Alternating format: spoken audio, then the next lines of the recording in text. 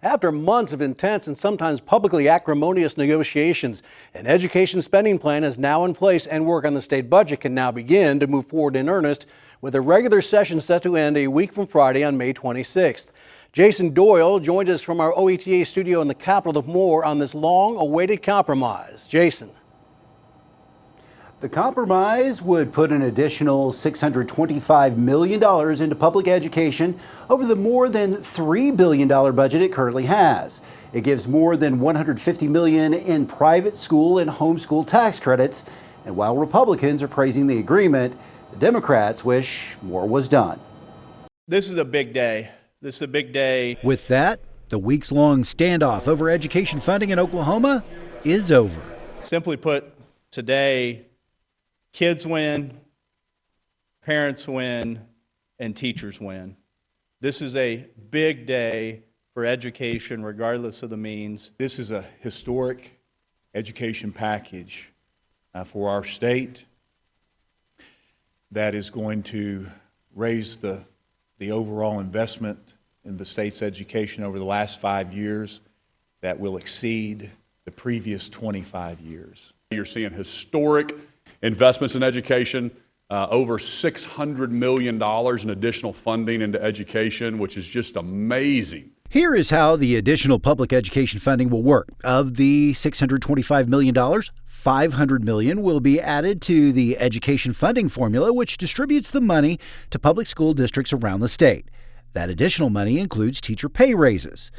The other $125 million is being set aside for Redbud School Grants, which assist districts in buying or building facilities. We know that teachers are making decisions right now, whether or not to stay or go in the classroom.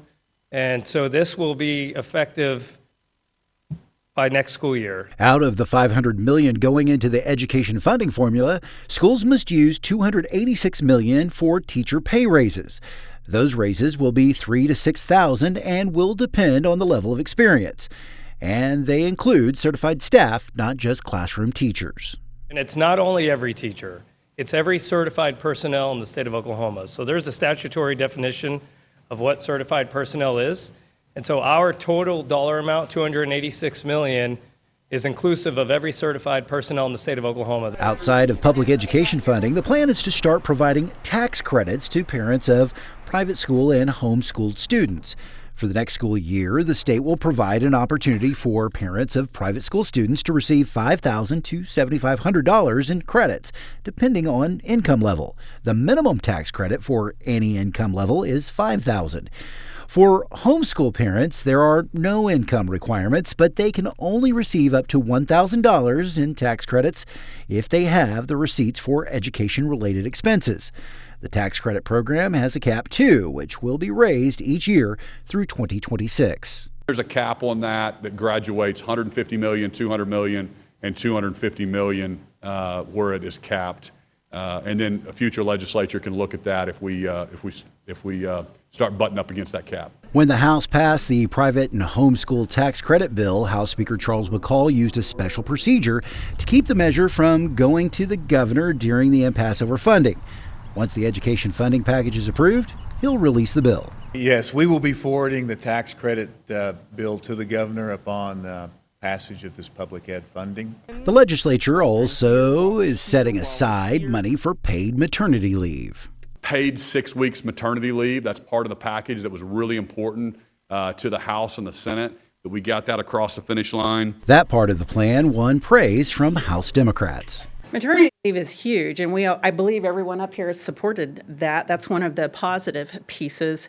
I'm not going to lie, that's a lot of money. There's no price tag specifically on the maternity leave because we don't know who will be pregnant next year. But it is something that we can support. However, the minority party feels some things were left out of the package brokered by Republicans. Wraparound funding and supports for school nurses and counselors and mental health professionals is a key piece of our plan. Getting that counselor to student ratio 1 to 200 instead of the current 1 to 400 is absolutely critical. Democrats are calling for healthy school meals for all students, regardless of the ability to pay. 4 different states have now enacted this where meals are paid for. regardless. And you've seen, oh gosh, about 7 other states introduce legislation this year to make sure that meals are paid for. When kids are fed, the next thing that happens is they show up. If you're hungry, you don't care about conjugating verbs. They also suggest bonuses be restored for national board certified teachers.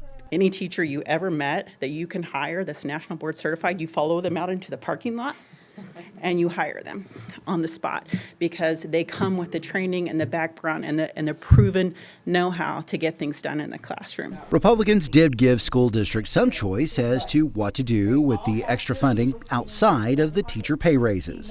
We're just leaving that up to the superintendents to decide exactly, and the principals, how they're going to disperse those extra revenues. But it was really important to the Senate and the House that every single certified teacher got a pay raise. The Republican plan also created a school safety grant pilot program for the next 3 years. School districts can apply for the grants to pay for upgraded security measures or hire security resource officers. Then there's the $50 million that is a 3-year pilot program that will go to school safety. Also this week, the legislature began a concurrent special session, which gives them additional time to work on the budget now that the education funding piece is in place.